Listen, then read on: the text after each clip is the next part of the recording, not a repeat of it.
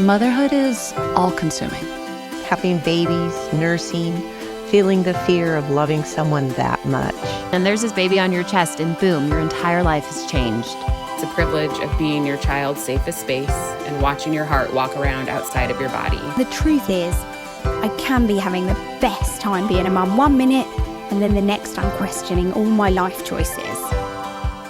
I'm Lo Mansfield, your host of the Lo and Behold podcast. Mama of 4 littles, former labor and postpartum RN, CLC, and your new best friend in the messy middle space of all the choices you are making in pregnancy, birth, and motherhood. If there is one thing I know after years of delivering babies at the bedside and then having and now raising those 4 of my own, it is that there is no such thing as a best way to do any of this. And we're leaning into that truth here. With a mix of real life and what the textbook says, expert insights, and practical applications, each week we're making our way towards stories that we participate in, stories that we are honest about, and stories that are ours. This is the Lo and Behold podcast. I am so excited to put this guest in front of you in this episode. Dr. Tracy is a clinical psychologist, a couples therapist, and a sought after, and I would say beloved on Instagram, where I've gotten to communicate with her and get to know her, relationship expert as well. She is the creator of Be Connected Digital, where she teaches people all over the world how to have healthier relationships. Her work has been featured in the New York Times, in Forbes, and in Time. Her research has appeared in peer-reviewed academic journals. Dr. Tracy has a book coming out, and that is what our conversation focuses around. It is called You, Your Husband, and His Mother, and it's going to be released very soon, this fall, 2025. She's also the author of the book I Didn't Sign Up for This. We got to talk back in that season of releasing that book as well. I loved that book, so I encourage you to check that one out too. She's the host of a top 100 parenting podcast. It's called Dear Dr. Tracy. We also have an episode back in her archives together where I got to be the guest with her on her show. She's the owner of a mental health clinic called Integrated Wellness, and then she lives in Ottawa with her husband and her 2 children. This conversation is it's a good one. So many of us, the vast majority of us, are going to run into the dynamic of mother-in-law, daughter-in-law. And as we talk about in this conversation, maybe as you already know in your real life, this dynamic invites challenges for a lot of people. And I don't think those challenges are inherently bad, or we should be worried about them or dooming ourselves to what is or isn't going to happen. But I do think it's really nice to know this is something that is pretty universally gone through for daughter-in-laws and mother-in-laws, and that there are ways to navigate this and have really healthy, good relationships with our mother-in-laws. So I hope you guys enjoy everything that she has to share with us today. Dr. Tracy, thank you so much for being here with me today. I am very excited about the topic that we're going to get into. Why don't you go ahead and introduce yourself a little bit more to everyone, and then we can just get chatting. Yeah, absolutely. And let me pause by expressing my gratitude to get to sit with you again. You were on my podcast several years ago, and then now to reverse the mics, it just feels really fun. So I'm a psychologist and couples therapist. I always start by saying that's my work life, but I'm also a mom to 2 kids, and I own my business with my husband. So if I know what it means to balance the full load and to have boundaries and then to really have to work on communication with your husband, being in business together is definitely part of that journey. But one of the reasons I'm doing this work is because I remember in my own early days of postpartum and really feeling like we weren't talking about the real struggles in our relationships, the everyday moments, the moments where we say, I didn't sign up for this, or the moments where we feel so resentful towards our partner or towards an extended family member. And it was then that I started to create on social media, to create workshops for people, and just really to make the skills and tools I teach the couples and individuals in my therapy room more accessible to people all over the world. Yeah, I feel like therapists like yourself are so valuable to us. And I'm talking about this current generation, including myself, our youngers as well. But because I feel like our generation, my generation, is in this place now where we're like, whoa, we have so much we need to talk about. Our parents weren't talking about it. And so I think a lot of us were, or maybe still are, looking around going, okay, where are the resources to talk now? Because I'm realizing we need to be doing a better job at navigating our relationships, talking about the hard things, all of that stuff. And so to me, I'm like, oh, you're in such an ideal position to come up this last decade or so. I'm not sure like specifically when you would say you started your more like social platform work as well, because I feel like the environment is just ripe for people like you to come in and help people like me navigate all of this stuff. And it's interesting. My children are 10 and 8. So in 2015, or 2014, when I was pregnant, I joined a Facebook group of moms who were all due at the same time. And there wasn't this really loud space on social media of education, of who's bottle feeding, who's breastfeeding, when do you do solids, how do you do it? And I've seen as the years have gone by, just the rise in anxiety even inside of us, this constant questioning of, are we doing it right? But then there's another mix in this that's kind of where I come in as a psychologist and couples therapist, which is how our language and understanding of relationships have changed. And so more people will start saying things like, I set a boundary and this person didn't respect it. And a lot of my work is about teaching people what is actually a boundary. Or they'll use things like, so and so is manipulating me. Okay, let's break that down and really look at what that word means and what's happening, because our language shapes our experience. And if we're not careful, we can then get caught up in it. I immediately think of this couple that I sat with once many years ago, and she said in session, see, Dr. Tracy, he's gaslighting me right in the middle of session. And it just was like dropping a grenade into session of like, oh, this just exploded. And it was, on one hand, acknowledging the cycle and the pattern this couple was getting stuck in, and then also peeling it back and saying, okay, wait, we need to look at what this word actually means and how this word is being misused, and how here from an outside perspective is what I see happening between you two. And that's tricky. Yeah. And I do think back to that idea of social media too, it's been valuable. We can find people, we can find resources, but it also is putting a lot in our heads that maybe we're then misinformed about or need to dig deeper on. Like, I know I too am like, oh, so-and-so's gaslighting, or I'm gaslighting. And it's like, we throw these terms around now that have become really prolific, if you will, or spicy sometimes too, because they have this kind of duality to them or what they can mean. And then we're, I think, sometimes using language, like you said, without kind of fully understanding what that language means or what the implications are for the relationship we're talking about, or whatever it is that we're using that vocabulary inside of. So one thing I think that is valuable with all of this as well is the part, this is actually, I better say this I feel like is a good segue, but I don't want it to be a negative segue into this mother-in-law relationship, which is what your new book coming out very soon is about. And I think this whole idea of communication and expectation and interpretation is a very large part of the mother-in-law relationship. So why don't you just kind of briefly tell us a little bit about this book that you're releasing so soon, kind of the why it's needed type thing. And then I want to just get into the mother-in-law relationship a little bit more. Yeah, absolutely. So my book is titled You, Your Husband, and His Mother. Right. And whenever I share the topic, people, or the title of the book, people go, oh yes, this is such a good one. And the reason this book is coming out, and many people have asked, well, can I use this if it's my mom or if it's a sister-in-law or father-in-law? And the answer is yes. So I've designed a 5-step method. It's my vault method. And I've been using this with couples and individuals in my therapy room for years. And all of these steps are made to help you create the relationship that you want with extended family members while building this safe, secure, and protected marriage and partnership. Because what so often ends up happening is we don't know who communicates, how to express these things to extended family members so that our marriage is protected, so that we feel like a solid team, that we feel like we're on the same page. And also, too, so that we're protecting our chosen family and the children that we're having over the feelings of extended family members. And so I've received the comment a few times, why did you not write this in other dynamics? And the reason for this is because one of the most common places of conflict that shows up is between the mother-in-law and the daughter-in-law.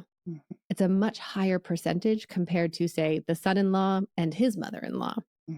And the tensions that I talk about in the book. So why do we have this conflict? And not everybody, and I want to emphasize this though, not everybody has conflict. And if you are in a good place with your mother-in-law, this is still a book for you, because we know that when you have more resources and tools, you're going to keep that relationship solid and strong. But here's what tends to happen is that there's this unspoken tension that shows up between a mother-in-law and a daughter-in-law. The reality is today, as women, as mothers, we are doing things differently than previous generations. We're parenting differently. We're navigating the mental load differently. We're doing work, life, whatever this looks like differently. We're in our relationships in such a different way. And this then creates tension, because a mother-in-law will then think, well, did I do it wrong? Was my way wrong? Or they come in with good intentions and they offer advice, which might come from a good intention place. They offer advice. They tell you how you should do things, or they say dismissive comments like, well, I didn't do it that way and my kids turned out fine. And so we've got this friction between two women. And the other layer in here then is this element of insecurity, that a mother who has defined her role largely as a mother then feels insignificant. What role do I play here? Here's my son. He's off building his family, as he should be. But do I still have a role? And so mothers-in-law struggle with that. But then the last, sort of not last, but one of the main areas of conflict within this dynamic is that couples don't have the skills and tools to communicate the boundaries with respect, with love, to be able to step out of old legacy patterns. And some of them that I talk about in the book are things like codependency and enmeshment, guilt tripping, rigidity, control, manipulation. I talk about all of those in the book so that you and your partner can really identify what are some of these dynamics that are continuing to play out. But for so many couples, they don't see these dynamics, and then they're at war together rather than being on the same page. I find it interesting. Well, one, that this dynamic not exists solely between mother-in-law and daughter-in-law, but that it is so much more significant in that relationship versus, like you talked about, like son-in-law, mother-in-law, or, you know, maybe daughter-in-law, father-in-law, that it is so specific and feels like so universally, almost universally challenging, like across cultures. I think you even mentioned part of that in your book at the beginning, where you say, I was overseas, I forget where you were, and someone made a joke about the mother-in-law in a whole other culture, right? And it's like, this is not specific to being in America or the way we have relationships. Like somehow this is, well, not somehow, I'm sure you can explain why, but this is something that really is an experience, I would say, probably across the world. So I know inside of your book as well, you kind of talk about like types of mother-in-laws, types of daughter-in-laws. And I think that sometimes people say, hey, don't put me in a box. Like, you don't get to tell me who I am and how I respond. But I personally find that stuff is valuable, because when you understand yourself better, when you understand the person in a relationship better, then I think you can communicate better when you understand like where they're coming from, why they do what they do. So can you kind of speak to that at all? I don't want you to like tell us everything inside of the book, but kind of what those types are, or how that does play a role in the way you two, being the daughter and the mother-in-law, are going to communicate and have a relationship. Yeah, absolutely. And I wanted to acknowledge that we bring within ourselves our own stuff. We show up in certain ways. And then I talk more in detail about that in chapter 3 of the book. Like, what is the stuff we bring in? Our own wounds, our expectations, our desires. Your partner will bring in theirs as well. And so I talk about styles, different styles of daughters-in-law. But then I also talk about these different types of mothers-in-law. And the type, and I think it's so important to emphasize this is not a diagnosis. And I intentionally didn't use the word narcissist, because the last thing I want is for anyone to read this type and then turn to your husband and say, oh my word, your mother is a narcissist. Right. And whether you know that or not, whether your partner knows it or not, that label isn't always helpful. But instead, I want us to look at this category of behavior where we can then start to say, oh, okay, this is what my mother-in-law does. This is how she shows up. I can see who she is, the behaviors she does. And then now, and I give this in the book, particularly, I believe it's in Limits and Boundaries, which is the 4th step of the vault, is I teach you then specifically how to communicate depending on that specific type. So I'll walk you through the 6 types. So is that okay? Yeah? Yeah, please. Okay. And then for people listening, I want you to know there's more details in the book. And you might even find yourself saying, okay, I think she's this and this. And that's also possible because we know that we aren't stagnant. We do change over time depending on stressors and events. So I've divided it into 3 categories. One is the internalizers, and this is someone who makes everything about themselves. The externalizer, where they focus outward, tend to do that with criticism and blame. And then the balancers, where they can do both in relationships. So the internalizers, first is the martyr. And the martyr gives endlessly, but it comes with guilt. And so she'll say something like, nobody appreciates what I do here. Or she'll say yes to looking after the kids, but then complains to someone else that she's tired and exhausted. And what's important here with this type of mother-in-law is for daughters-in-law to not take on that guilt and to know what your boundaries are. The second type, also an internalizer, so these 2 are internalizers, is the victim. And the victim believes that the world is out to get them and everything is happening to them. You describe, and one of the other pieces I love about my book, and I think you'll remember this from my first book, is I really use case stories to help people understand what happens in other people's relationships and these dynamics. This was a couple that I worked with many years ago where he would drop everything with his partner and his kids and go to mom right away because she'd say, oh, this isn't working, or oh, this is happening. And so right away he'd go. And the trick with the tricky part with a victim mother-in-law is that you get pulled into this triangle and you feel like you then have to rescue. And so it's important to not step into that rescuer role. So then the next 2 are under the externalizer category. So the first one being the blamer, and the blamer scapegoats the daughter-in-law and will say things like, we didn't have these problems before you joined the family, and everything is the daughter-in-law's fault. And then the 4th type is the controller. And the controller believes that everything is done her way. So she'll say things like, this is how we've always done it in our family. It's my way or no way. You have to drive through the 8-hour snowstorm to be here on Christmas at this time. And then when we look at the balancers, so the 5th type is the distancer. And this is the mother-in-law where, and I hear this from so many women, they'll say, she lives 20 minutes down the street, but she doesn't come and visit us.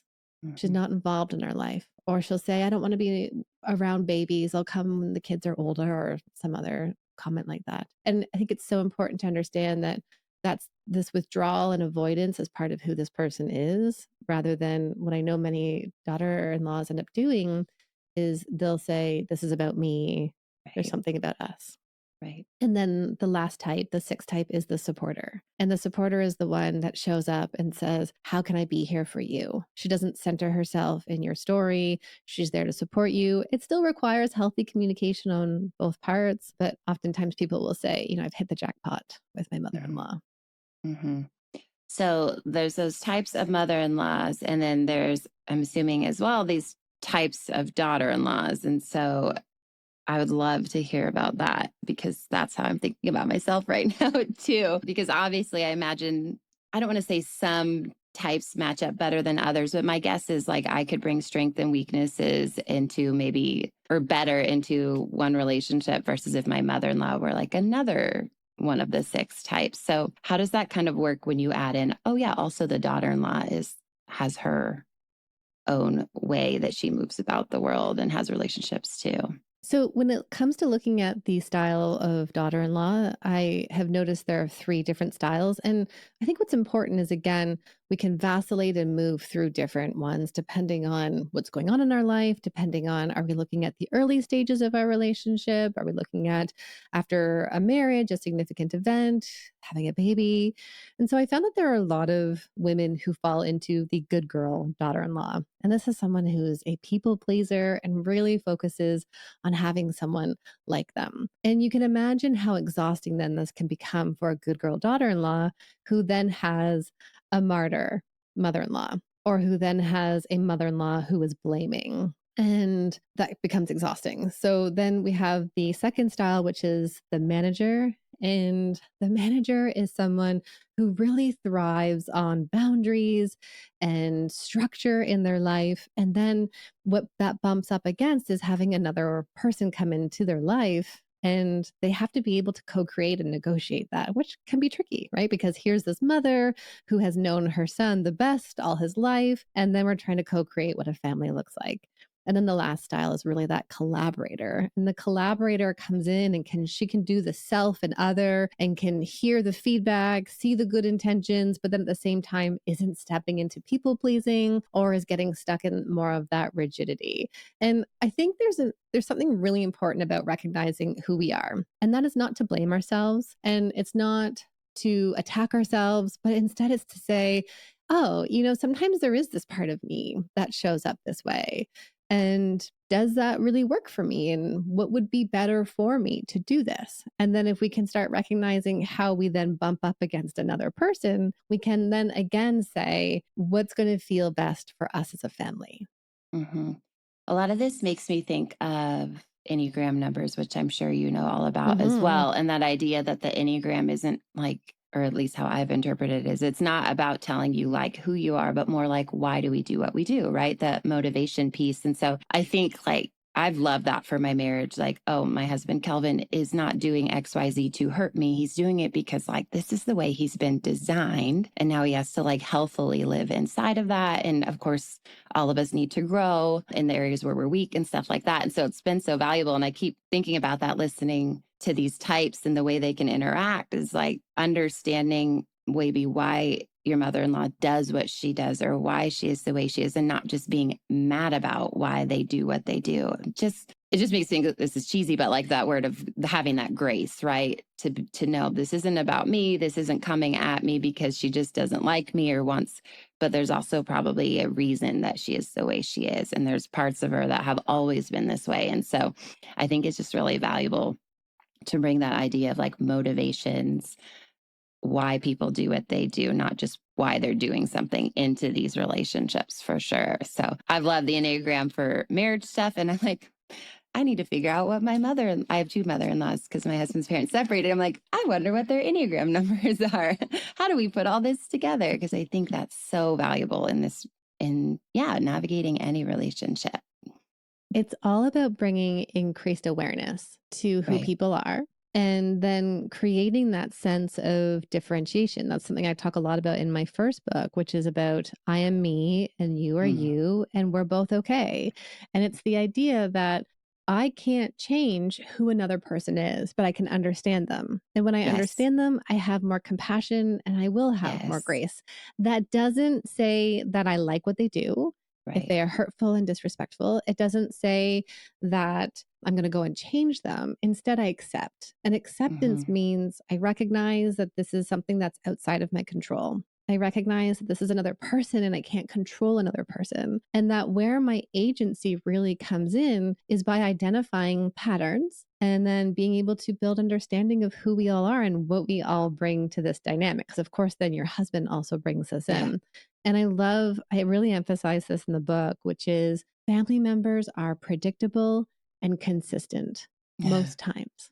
And so if you go to the family event and you have this awareness of what type of mother-in-law you have, but then you keep hoping that she'll be different, that creates more tension and frustration inside of you because you're also looking outward. I hope she'll be different. I hope my husband will do this differently. But the tools and the steps in my book are going to support couples to then have these conversations. So you're prepared then to show up to the family event, to have a different approach and one that's going to feel better for you. Okay. So talking about the husband also too, because obviously this is a triangle essentially in this relationship. What do you like in a perfect world? I think, someone finds your book or whatever, and they both read it. And then they're both like, okay, we have work to do. We want to make sure we do this well. And they're on the same page. That obviously doesn't always happen, whether it be in regards to this relationship or other things inside of your marriage. So how do we navigate this? I would say I'm talking about the wife at this point. One, if we feel a little solo and isolated in it, but want it to be better. And then two, maybe also trying to get them to enter into this with us and understand like, hey, I need your help. We have to be a team. Where do we start? How do we get through some of that? The first thing I always say to people is recognize that this is your partner's mother.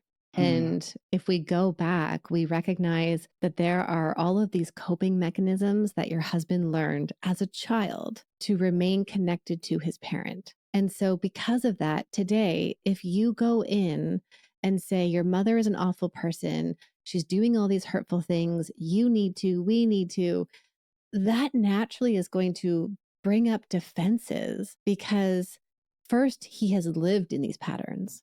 And so they are just what they are.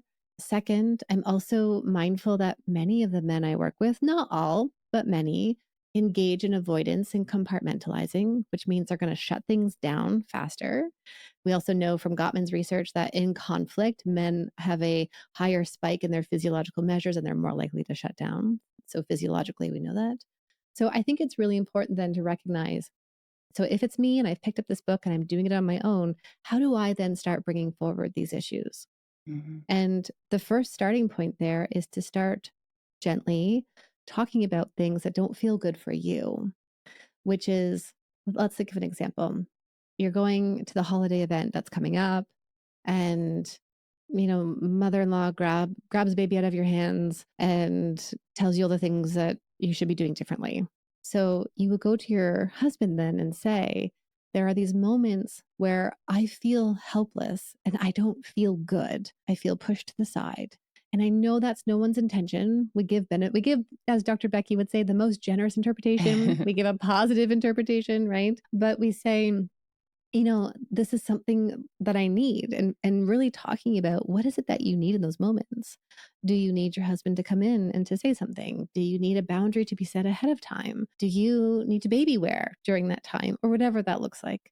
So that would be the situation where your partner's not on board. But then ideally you go to your partner and you say, all of our family relationships matter to me. And I know maybe there's tension, maybe not. And I do encourage people who do have good relationships, you can still go through this book together. But you go to your partner and you say, let's do this as a team. Because when we are on the same team, we are more resilient, meaning parenting feels a little bit easier. It means going to work is not going to drain us because we've just had another fight. It means we're on the same page. And this is about protecting relationships. It's not about ghosting and estrangement. That's the last thing. I talk about it in the book, but that's not what we're trying to do. We don't get married and say, hey, might cut your family out one day. That we just don't do that. We want the family connection around us. And so I think when we talk about what we'll get out of this by doing it together, that's really important. Okay, that's so good. Thank you. I'm thinking a lot about how you keep saying this isn't just for like the tough mother-in-law, daughter-in-law relationships. Like there's value here in all this because my husband and I have also had challenges between like the husband-father-in-law relationship too, and his relationship with his dad. And so I think obviously the book is, your husband and his mother, but I can see so clearly how this really does apply to all of these family dynamics and relationships and understanding, like you said, where they're coming from and bringing in that compassion and the grace. Like it's going to be valuable for anyone to read this, I think, and then try to apply some of it to their family dynamics and relationships for sure. So I have one question that keeps popping into my head as you're talking about daughter-in-laws and how they're navigating this. And it's that idea of a lot of women are really strong, kind of like, I'm going to say like boss babe, use some silly kind of stereotypes, women. And then they, in this relationship, though they lose that strength or they no longer feel able to speak up or to, I don't want to say like be in control because that's not necessarily the goal, but to advocate, if you will. Why do you think that is? Why do you think this is one relationship where we struggle so much with maybe showing up with strengths when otherwise we can, and we maybe some of us, do it really well too? What comes to mind first is what Brene Brown talks about, and this is especially how women are conditioned, which is her 3 Ps: please, perform, perfect. girls are taught at such a young age to be pleasing, to be caregivers, to not speak out. And I think of even the popular book, I believe the first edition is 1989, Harriet Lerner, The Dance of Anger. Love this book. And her foreword of the book said it took 5 years to get this book published because nobody wanted to publish a book about women's anger. And then she goes on to say how women are taught that anger is bad. When you get angry, you're venting it out and you're a bee. That's not good. Or you hold it in, you repress it, and you get resentful, which comes out in other ways. And so we have been conditioned to not speak up for ourselves in family relationships. And so then here's the person who means so much to you. You're going to spend the rest of your life with this person and you want their family to like you. It's a normal human experience. You want to be loved. You want to be worthy. You want to know that you're adequate. And that, I think, is really where it becomes challenging to then say something and then to get on the same team. And then the other piece too is we throw in the couple dynamic low. And I think this is where it's tricky because so the question I often get is, why don't women have this great of a struggle with their mother? So not all, but for many girls, we think about how their anger was expressed in growing up. I remember seeing, it's just in general, I know I have all these stories of clients who were allowed to be angry with their parents. And it's the expression of, the moody teenage girl. When she screams, I hate you. I remember like my 6-year-old screamed, I hate you one day and slammed her door. And I'm like, whoa, that came so much earlier than my son's. Like, okay, we're here, right? So this idea that girls, and I see this clinically, girls set boundaries earlier with their families. They've been doing it in all of these micro moments ways. So then when big life events happen, like the wedding or moving or the baby, especially the baby, then she says, Mom, when you come over, don't give me advice. I don't want advice from you. Just like tap my shoulder, give me a hug and tell me I'm okay. But then she can't do that with her mother-in-law because it's someone else's mom. That's one part. But her husband can't do it. And he doesn't do it because more likely boys are taught to push their emotions away. They tend to be more avoidantly attached, which means they're not sharing feelings and needs. And so they've used avoidance and compartmentalizing to deal with issues in the family. And so they haven't practiced doing it before. Did I derail? So maybe a little. No. That's all right. Okay. So much in here to come out. No, I was thinking back to my original question about the mom showing up strong or not being able to show up strong and stuff like that. No, you're good. But I do want to ask you one more question and then we can wrap it up. Sound good? Okay. Okay. So a lot of my audience is in the season of having babies. And I know you just mentioned, like, especially with the baby, that this stuff might really come to the forefront. So do you have just any really practical advice for those who are maybe having that first baby and want to do this well and want their mother-in-laws to be involved in really happy, I would say, like happy, healthy ways? What can maybe they be doing pregnant or conversations to try and broach with their spouse before baby's here and some of these additional challenges of having the mother-in-law be a part of that too might show up? I think it's so important to recognize that everybody goes into this season with expectations, meaning your mother-in-law, future grandmother, has desires and wishes too. And so a place to start, you and your partner sitting down and saying, what really matters to us around this time? In the book, I have a list for you to go through specifically. I'll have a pre-order bonus as well that has those questions available as an advance because I just kept thinking, I can't make people wait to get this book. So there's a pre-order bonus that's going to give you all of those questions. But sit down with your partner and talk about what matters to us about this time. Who do we want to visit? How long is that visit? Who is staying where? What feels good for us? And I always encourage parents, you do not need to have anybody stay in your house because you are adjusting. This is a big seasonal, like a season of transition. And we always want to prioritize what mom and baby need. And we don't know how things are going to go. So having that in mind is really important. You and your partner being on the same page. And then depending on the relationship you have with your mother-in-law, your extended family, have that conversation together and talk about, here are our desires. And you might even ask questions like, what kind of thoughts have you had around how often you'll come over? Because Mhm. asking a grandparent that question will give you an idea. Oh, I thought I would drop by, on every Sunday. And you might be thinking, that's lovely. I would love to have you every Yeah. Sunday. But you might also be thinking, that doesn't really work for us. And so Mhm. those are the times where you can start saying, knowing this season where we'll be sleep deprived, where I can remember just, I don't know if I'm fully clothed or not, right? Like Mhm. you might then say, we need notice moving forward when you're going to come over. We need to make this plan together. And again, Mhm. depending on who your mother-in-law is, this conversation might happen with both you and your husband, or your husband, your partner needs to communicate that clearly to them. And I Mhm. always say to couples, give reassurance to your extended family. You're important to us. We know you're excited. We want you to be involved. And this is what we will do, because Mhm. that's where the boundaries come in. Yeah, that's so good. I'm thinking too, you mentioned this as well, but just to circle back on that idea of also maybe speaking out loud to them and with them, like that this also might be a little bit fluid for us, like almost exposing your own vulnerability of like, I don't know how I'm going to handle this transition. I don't know how breastfeeding will go. So almost saying, hey, can you please have some grace for us if this changes a little bit and like what we need changes? Yes. Because I think so many of us go into our first postpartum and we have an idea of how it will go, or maybe how we're going to feel about visitors, like you said, and setting these expectations.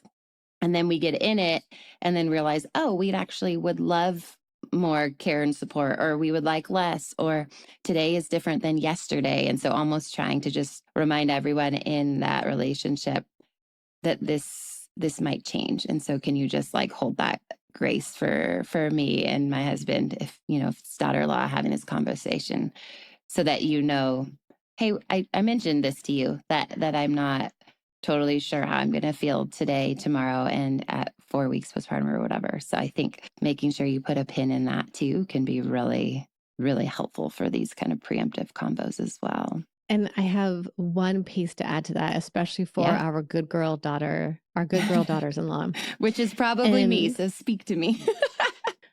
and deep in my heart, me too. So I totally get this. This is going slow. So if Mm, someone makes a request of you, can we come over? Give yourself a beat. Let it filter through what it means. Is it something that's going to work for you? Does it feel good for you right now?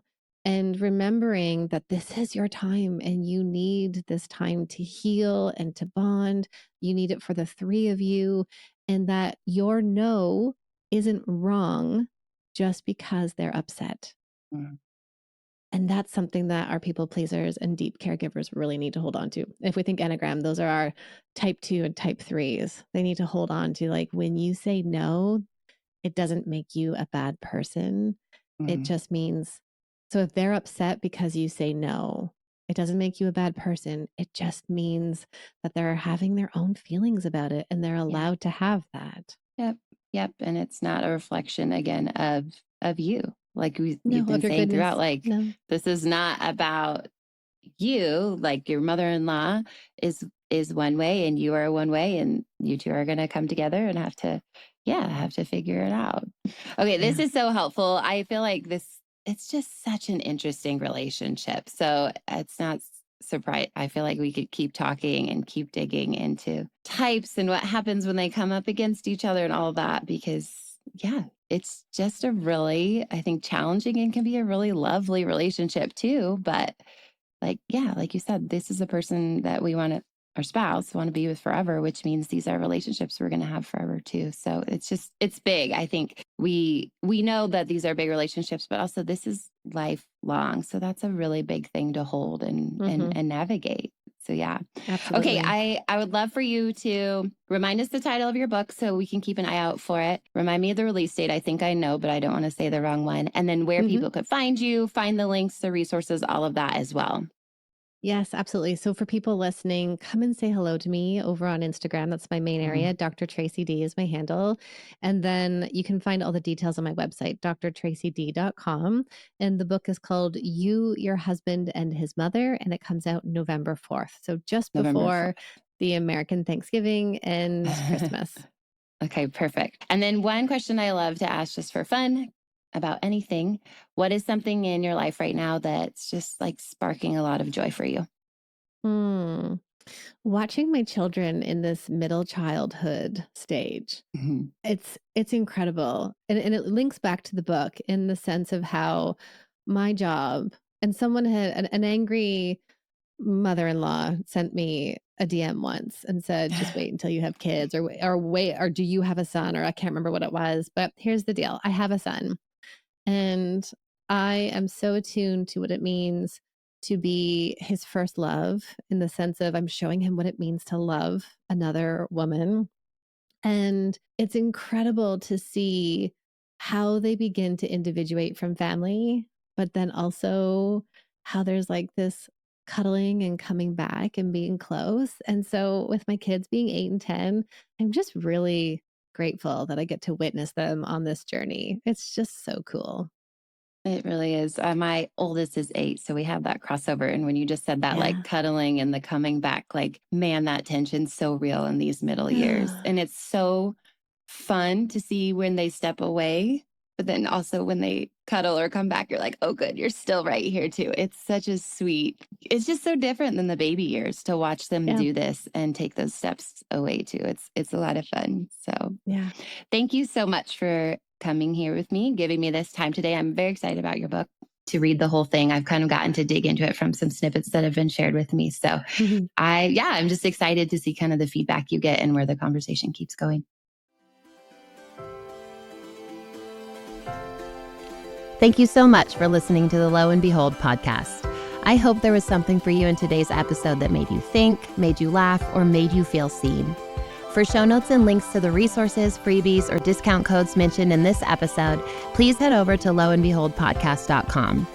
If you aren't following along yet, make sure to tap subscribe or follow in your podcast app so we can keep hanging out together. And if you haven't heard it yet today, you're doing a really good job. A little reminder for you before you go. Opinions shared by guests of this show are their own and do not always reflect those of myself and the Labor Mama platform. Additionally, the information you hear on this podcast or that you receive via any linked resources should not be considered medical advice. Please see our full disclaimer at the link in your show notes.